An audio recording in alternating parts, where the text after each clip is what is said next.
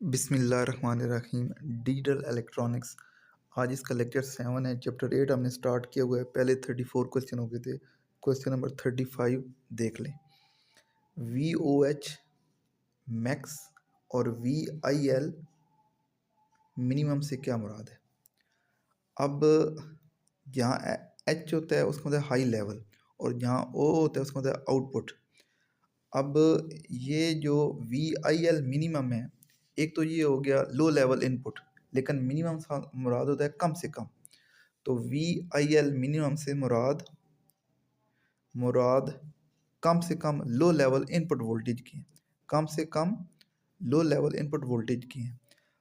अब जो इनपुट पर हम वोल्टेज अप्लाई करेंगे उसकी कम से कम जो वैल्यू होगी ना, जो लॉजिक ज़ीरो को ज़ाहिर करेगी, क्योंकि लो लेवल उसे कहते हैं VIL मिनिमम, यानी किसी डिजिटल गेट की इनपुट पर अप्लाई किए जाने वाले वोल्टेज की वो कम से कम वैल्यू जो लॉजिक ज़ीरो को ज़ाहिर करती है VIL मिनिमम कहलाती है। VIL मिनिमम कहलाती है, ठीक है, मिनिमम कम से कम वोल्टेज। उसके बाद दूसरा देख लेते हैं जी, VOH मैक्सिमम। VOH मैक्सिमम, इससे क्या होगा, ज़्यादा से ज़्यादा, क्योंकि मैक्स है से मुराद ज़्यादा से ज़्यादा और H है हाई लेवल और आउटपुट वोल्टेज की है, यानी किसी डिजिटल गेट की आउटपुट पर हासिल होने वाले, जब इनपुट कहना है तो इनपुट पर अप्लाई किए जाने वाले, और जब आउटपुट कहना है तो आउटपुट पर हासिल होने वाले वोल्टेज की वो ज़्यादा से ज़्यादा वैल्यू जो लॉजिक 1 को ज़ाहिर करती है VOH मैक्सिमम कहलाती है। अच्छा, यहाँ मैंने सिर्फ 2 लिखे हैं, 2 और भी बनते हैं, वो कौन से होंगे? वो होगा जी VIL मैक्सिमम और VOH मिनिमम। तो जब IL मैक्सिमम होगा तो सिर्फ चेंज क्या होगा, अप्लाई किए वाले वोल्टेज की जहाँ लिखो कम से कम वहाँ लिखना है ज़्यादा वैल्यू जो लॉजिक 1 को ज़ाहिर करे, लॉजिक 1 को ज़ाहिर करे। इसी तरह VOH मिनिमम भी हो सकता है। जब VOH मिनिमम होगा तो आपने क्या कहना है, हासिल आउटपुट पर हासिल होने वाले वोल्टेज की कम से कम वैल्यू। तो अकॉर्डिंगली आपने ये वर्डिंग चेंज कर लेनी है। ये सिर्फ 2 लिखे हैं, टोटल ये ज़्यादा बनते हैं, यानी कि अगर हम सारे बयान करें। नेक्स्ट है जी 34 क्वेश्चन, ECL के फ़वाइद बयान करें। अमीटर कपल लॉजिक, स्पीड तेज़ होती है, प्रोपेगेशन डिले कम होता है। जब स्पीड ज़्यादा होगी प्रोपेगेशन डिले ऑटोमेटिकली कम होगा। 37 क्वेश्चन,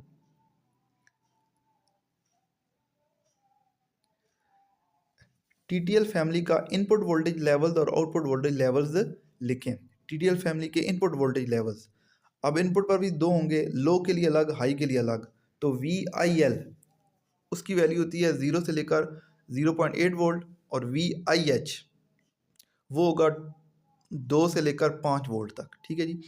इनपुट लो के लिए क्या होगी और इनपुट हाई के लिए क्या होगी, ये हो गया। उसके बाद आउटपुट लेवल देख लेते हैं। VOL जो होगा वो होगा 0 से 0.5 वोल्ट, और VOH होगा 2.4 से 5 वोल्ट, यानी कि आउटपुट पर अगर 2.4 वोल्ट से 5 वोल्ट अगर ज़ाहिर होते हैं तो वो 1 होगा, और अगर 0 से लेकर 4 वोल्ट होते हैं वो 0 होगा। 38 क्वेश्चन, ये जी TTL नैंड गेट का सर्किट बनाए। TTL का नैंड गेट का सर्किट, तो नैंड गेट में 2 इनपुट्स होती हैं और एक आउटपुट होती है। अब इसमें थोड़ा सर्किट समझ लें। हमारे पास जो एक ट्रांजिस्टर होता है उसके 3 टर्मिनल्स होते हैं, एक होता है बेस, एक एमिटर और एक कलेक्टर। बेस पर आप इनपुट देते हैं, कलेक्टर से आप आउटपुट लेते हैं, और एमिटर नॉर्मली वो ग्राउंड होता है। अच्छा, लेकिन यहाँ हमने जो ट्रांजिस्टर यूज़ किया है, पहले वाला ट्रांजिस्टर देखें, ये वाला, इसमें एमिटर एक आपको नहीं नजर आया, वो एरो वाला टर्मिनल एमिटर होता है, वो एक नहीं है बल्कि 2 हैं। यानी कि ये जो ट्रांजिस्टर है इसमें 2 एमिटर्स हैं, इसे कहते हैं मल्टी एमिटर ट्रांजिस्टर। अब वो जो इनपुट होगी ई, क्योंकि 2 इनपुट्स हैं ए और बी, एक एमिटर पर एक इनपुट, दूसरे एमिटर पर दूसरी इनपुट हमने अप्लाई की है। मल्टी एमिटर ट्रांजिस्टर में दोनों एमिटर पर हमने क्या अप्लाई किया, इनपुट, जबकि बेस है उसको हमने 5 वोल्ट यहाँ से दे दिए, ठीक है। अब जब बेस पर हमने 5 वोल्ट दे दिए हैं, इनके बेस पर हमने 1 अप्लाई किया, और जो एमिटर हमारे ए बी वो इनपुट्स हैं, यानी कि A0 B0 दोनों 0 0 हो सकते हैं, एक ज़ीरो दूसरा वन, एक वन दूसरा ज़ीरो और दोनों वन, यानी कि 4 कम्बिनेशन है। अब हमारा बेस से एमिटर की तरफ या बेस से कलेक्टर की तरफ करंट फ्लो करेगा। ठीक है, हमेशा करंट जो होता है वो 5 वोल्ट से 0 वोल्ट की तरफ, यानी कि 1 से बेस से एमिटर की तरफ भी फ्लो कर सकता है, बेस से कलेक्टर की तरफ भी, लेकिन वो पाथ फ्लो होगा जो इजी है। अच्छा, अब ए और बी दोनों में से या दोनों ज़ीरो होंगे, या एक ज़ीरो होगा, या दूसरा ज़ीरो होगा। तीनों केसेस में हमारा करंट जो है वो बेस से एमिटर की तरफ जाएगा, ए और बी की तरफ जाएगा, क्योंकि या दोनों पाथ उससे अवेलेबल होंगे या एक जो ज़ीरो वाला है। अगर दोनों ज़ीरो हैं दोनों पाथ फॉरवर्ड बायस हो जाएंगे, अगर एक ज़ीरो है तो एक फॉरवर्ड, यानी कि इन तीनों केसेस में हमारा करंट जो है ना वो इधर फ्लो करेगा, इस साइड पर, इधर कोई करंट नहीं जाएगा, यानी कि यहाँ होगा ज़ीरो। दूसरे ट्रांजिस्टर की बेस पर क्या होगा, ज़ीरो। अच्छा, जो एक ट्रांजिस्टर होता है ये वाला जो है, इसकी बेस पर अगर ज़ीरो अप्लाई हो तो यहाँ वन हासिल होता है, और अगर यहाँ वन अप्लाई हो तो ये ज़ीरो होता है। वो कैसे? जब यहाँ अप्लाई करेंगे ज़ीरो, इसका मतलब अब इसमें से कोई करंट फ्लो नहीं करेगा क्योंकि बेस पर है ही ज़ीरो। जब यहाँ करंट फ्लो नहीं करेगा तो यहाँ देखें VCC है, मीन 5 वोल्ट। अब रजिस्टर में से कोई करंट फ्लो नहीं कर रहा, लिहाजा इधर भी 5 वोल्ट ही होंगे। ठीक है, यहाँ कोई ड्रॉप नहीं होगा ना। जब यहाँ 5 वोल्ट होंगे, इधर भी क्या होगा, 5 वोल्ट। 5 वोल्ट को कहते हैं वन, इनके जब ज़ीरो अप्लाई करेंगे तो यहाँ वन आएगा। अब देख लेते हैं, अगर यहाँ वन हो फिर क्या होता है, वो अगले केस में होगा। अभी इस केस में यही है, अगर ए और बी ज़ीरो ज़ीरो हो, ज़ीरो वन हो या वन ज़ीरो हो, तीनों केसेस में पहले ट्रांजिस्टर की बेस से एमिटर की तरफ करंट फ्लो करेगा, पाथ कंप्लीट हो जाएगा। इधर कोई करंट, यानी कि यहाँ ज़ीरो होगा, इस ज़ीरो की वजह से यहाँ में वन मिलेगा। तो नैंड गेट में यही होता है, अगर दोनों इनपुट में से एक इनपुट भी ज़ीरो हो तो हमें आउटपुट वन मिलती है। एंड गेट का उलट होता है। अब हम दूसरा केस देख लेते हैं जिसमें ये दोनों वन वन है, ए और बी क्या है जी, वन वन। अब ए और बी वन वन है और यहाँ भी वन है, इसका मतलब है अब इस बेस से एमिटर की तरफ करंट फ्लो नहीं करेगा। करंट तब फ्लो करता है जब एक साइड, यानी कि जो पी टाइप होती है वो वन हो और जो दूसरी साइड होती है वो ज़ीरो हो, तब फ्लो करता है। जैसे पानी तब ही फ्लो करेगा जब एक साइड थोड़ी सी ऊंची हो, दूसरी से नीची हो। ठीक है, अगर बिल्कुल हमवार सतह है, फ्लैट है, तो वहाँ पानी रुक जाता है, करंट फ्लो नहीं करेगा। अब आ जाते हैं सर, इसका मतलब करंट इस साइड पर फ्लो करेगा। जब इस साइड पर फ्लो करेगा तो यहाँ मिलेगा उसे 5 वोल्ट। अब जब बेस पर 5 वोल्ट मिल रहे हैं, अब हमें यहाँ आउटपुट मिलेगी ज़ीरो। कैसे ज़ीरो मिलेगी वो देख लें। इधर 5 वोल्ट है, अब चूंकि करंट फ्लो कर रहा है, जब इससे करंट फ्लो करेगा, इस रेजिस्टर में से करंट तब फ्लो करेगा जब ऊपर 5 वोल्ट हो, नीचे 0 वोल्ट हो, पोटेंशियल डिफरेंस हो, तब फ्लो करता है। इस वजह से इस रेजिस्टर के ऊपर तो 5 वोल्ट हैं क्योंकि VCC वाले, नीचे क्या है, ज़ीरो। इसलिए जब यहाँ 5 वोल्ट होते हैं या वन होता है, यहाँ में क्या मिलता है, ज़ीरो। तो नैंड गेट में जब दोनों इनपुट्स वन वन होंगी तो यहाँ में क्या मिलेगा, ज़ीरो। तो ये नैंड गेट का TTL सर्किट हो गया। नेक्स्ट है 39 क्वेश्चन, इंटीग्रेशन लेवल क्या है।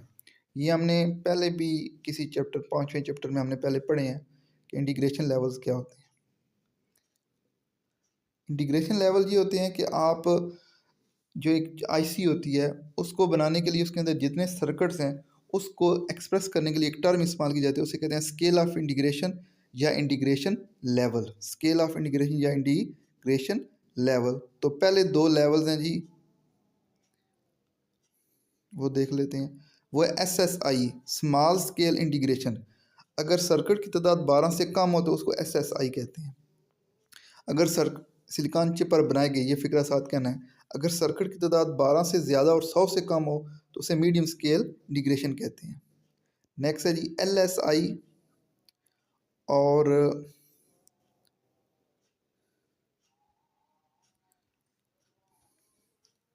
VLSI और ULSI। LSI होता है जी लार्ज स्केल इंटीग्रेशन, 100 से ज़्यादा और 10,000 से कम हो तो उसको फिर लार्ज स्केल इंटीग्रेशन, और जी 10,000 से ज़्यादा और 1,00,000 तक हो तो उसे कहते हैं वेरी लार्ज स्केल इंटीग्रेशन। और लास्ट वन है 10 लाख से ज़्यादा, 1,00,000, 1,00,000 से ज़्यादा और 10 लाख से कम तो उसे कहते हैं ultra large scale of integration. ठीक है जी, तो इस तरह हमारी ये क्वेश्चन कंप्लीट हो। नेक्स्ट है सी मास का सर्किट बनाएं, सी मास का इन्वर्टर सर्किट बनाएं, नॉट गेट वाला सर्किट बनाएं। तो वो ज़रा देख लें जी इसको। पहले देख लेते हैं कि सी मास क्या होगा। सी मास में एक एन मास होता है, एक पी मास होता है। तो ये जो ऊपर वाला है ये पी मास है। आपने अब इसकी ज़ाहिर बात है जो अलामत बनानी है वो जैसे आप बनाते हैं ना FAT, उसकी जैसी अलामत है थोड़ी सी, कि आपने जो सीधी लाइन है उसको दो जगह से ब्रेक करना है। ऐसे तीन हो गए और इस साइड पर एक, ये आपका गेट कहलाएगा और ये सोर्स और ये वाला ड्रेन। ठीक है, ये ड्रेन, ये सोर्स और ये क्या हो जाएगा गेट। ठीक है, ये हमारे 3 पॉइंट्स हैं सेम। अच्छा, अब मेन बात है कि जो एरो बनाना है वो क्या है। पी मास में जो एरो है वो बाहर की तरफ होगा ऐसे, और ऊपर इस यहाँ ये एरो हो गया और ऊपर यहाँ इसको जोड़ देना है। बाहर की तरफ एरो होगा तो वो पी मास होगा, और अगर अंदर की तरफ एरो होगा, ये देख लें नीचे वाले में अंदर की तरफ है ना, ये एन मास है। पी मास और एन मास दोनों को इस तरह सीरीज में जोड़ देना है। अब गेट हमारे पास दो हैं, एक गेट ये है, दूसरा गेट ये है। इन दोनों को कॉमन करके यहाँ आप इनपुट अप्लाई करेंगे, ये लिखा हुआ है वी इन। और दोनों जो हमारे पास मॉसफेट हैं उनके दरमियान से आपने क्या लेनी है आउटपुट।